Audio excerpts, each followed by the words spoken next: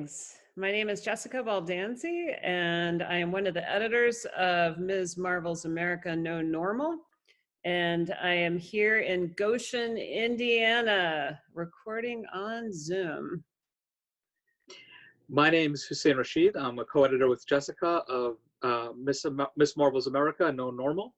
And I am in New York City, hanging out in my apartment with a beautiful poster of our book behind us. So we first want to answer what drew us each to Ms. Marvel as a character and this topic. And we've been working on this book for 5 years, right, Hussein? I think it's been 5 years. Yeah, you first emailed me about 5 years ago. I was actually just looking at it. And you'd emailed me 5 years ago saying Shabana Mir had suggested you and I talk. Right. I was about to give a conference paper, my first conference paper on Ms. Marvel, and I had some questions, actually, and I asked Shabana some questions. I just wanted to fact check some stuff that I wasn't sure about in my analysis, and she said, you should talk to Hussein Rashid because he knows comics a little bit better than I do. So that's how we first got in touch. And I was at this conference, and there were so many Ms. Marvel papers that I thought, let's try to do a book, and asked you if you wanted to co-edit. Yeah, and I'm glad you did. I should mention, before we get into talking about co-editing, we thanked Shabana for connecting us by making her interview Willow Wilson for this book. Yes. So you got a piece. So we thanked her by giving her work for the project. I know. It was easy work, she said, because I initially asked her to contribute an essay, and she was like, I'm too busy, but I'll interview G. Willow. So, yeah. Yeah, no, I'm so grateful you reached out to co-edit this volume. I think we've got something really special here. But before we get into the book, what interested you in Miss Marvel in the first place?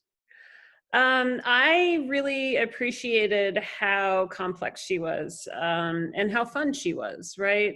She managed to counteract negative stereotypes that seemed to be raining down on all of us in society at the time.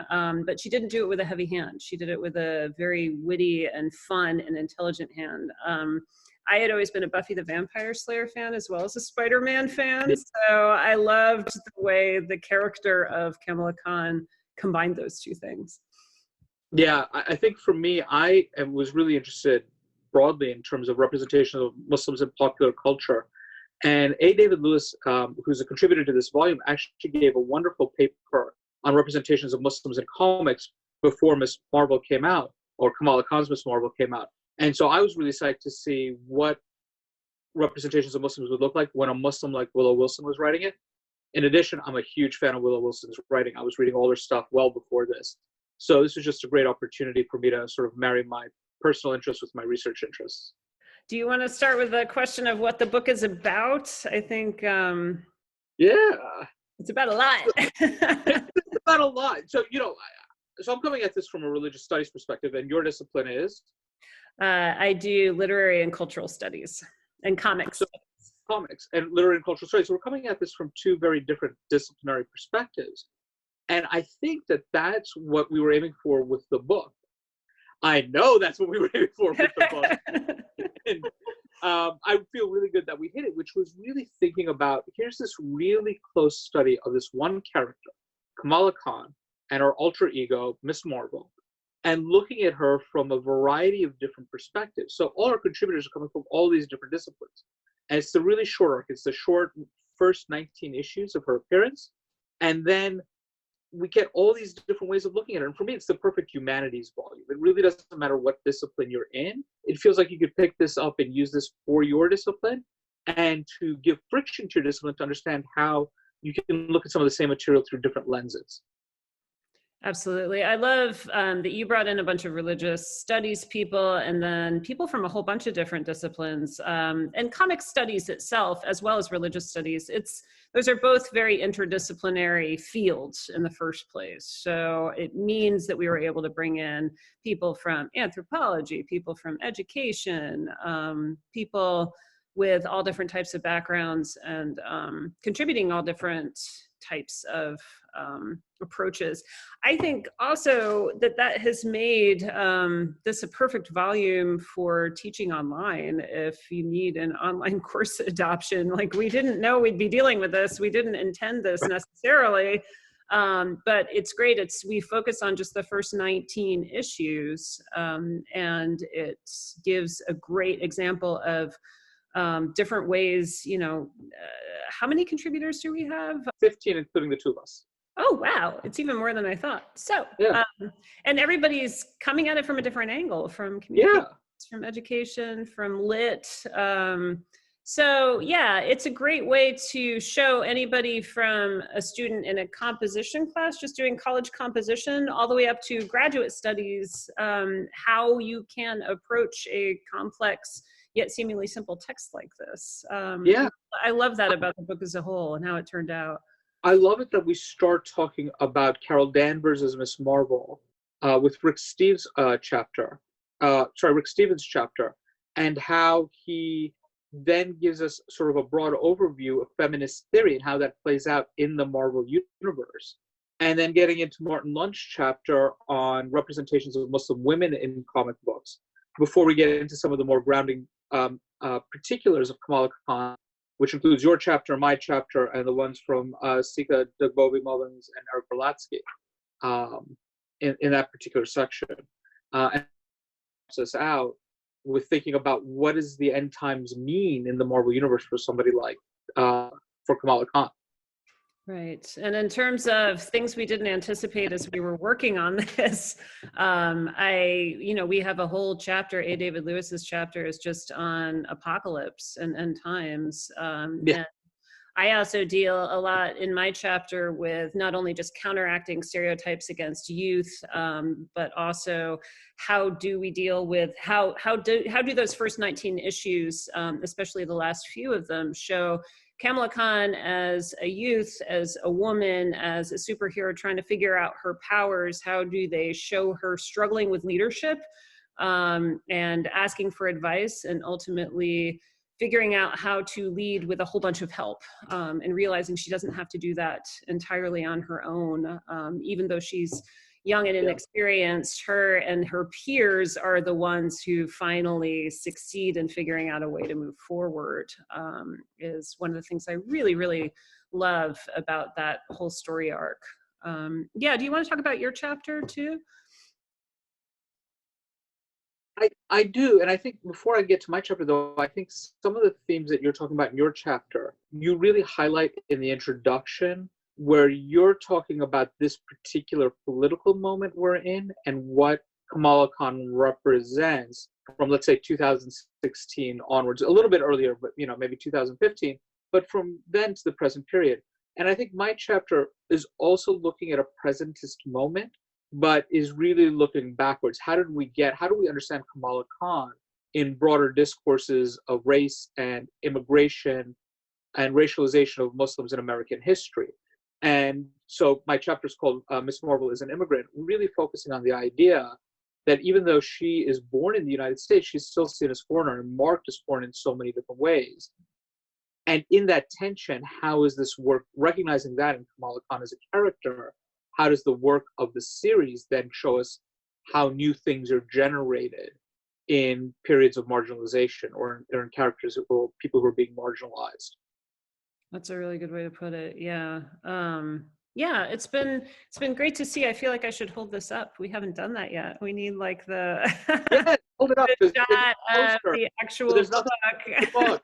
With the beautifully designed, available in hardcover, paperback, and ebook. Yes, and hard copy. I think there's hard copies too, but paperback is very affordable, and ebook even more so.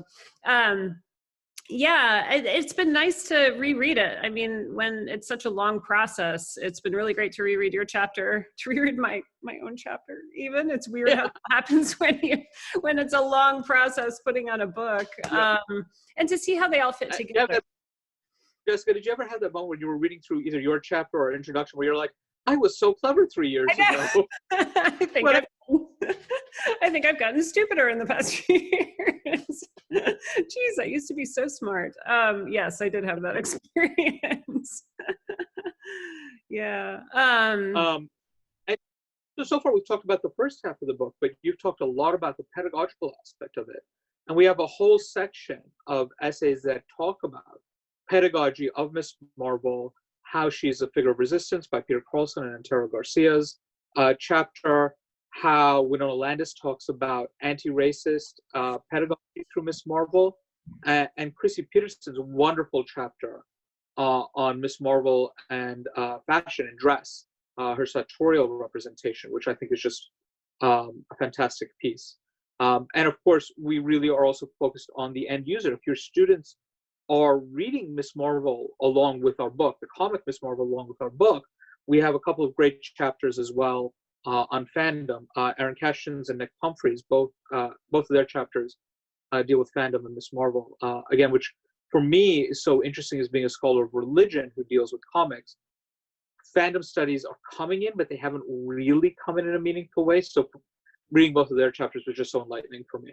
Yeah, it's great. And then of course there's that interview at the end is just so rich to hear Shabana and Willow get into just being writers and being teachers and even being parents, and what Kamala Khan helps them both figure out, and how Willow created her as a parent and not only as a writer.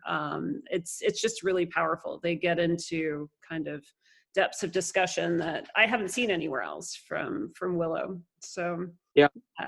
She's very reflective, and it was just at the point where she was transitioning out of writing Miss Marvel as well, which I think helped her sort of look back and reflect as to what this series was. Yes, yeah, I haven't read her new book yet. Have you? Oh, Invisible Kingdom. I have it stacked up, but I haven't gotten to it. I'm also really looking forward to a new one on from the Sandman universe. Oh, I didn't even hear about that. Ooh, yeah, cool. yeah. I'm gonna look for that.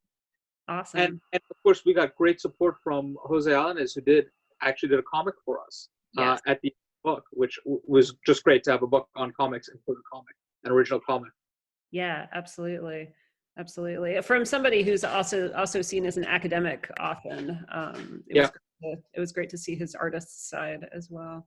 Yeah. And it felt like that short comic that he did for us really hit on so many of the themes throughout the book. It was a really nice coda at the end. And that's what comics do, right?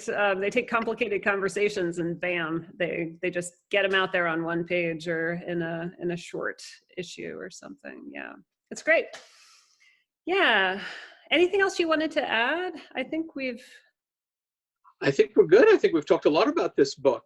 We are, I should say both of us, but I know in some capacity we are always happy to Skype in to classes that are teaching, particularly if you're teaching our chapters.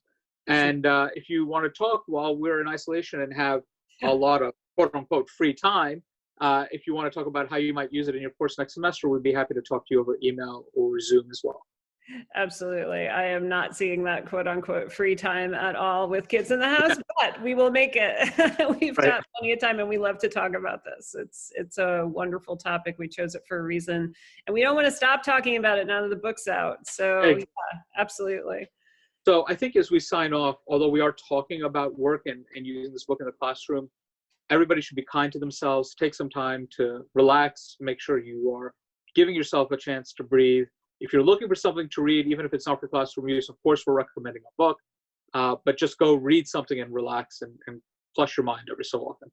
Yes, absolutely. And reading something like Miss Marvel is a wonderful thing to read because it ends up so, yeah, I don't want any spoilers for people who haven't read those first 19 issues yet, but it ends up quite well at the end. It's a very positive thing to read right now.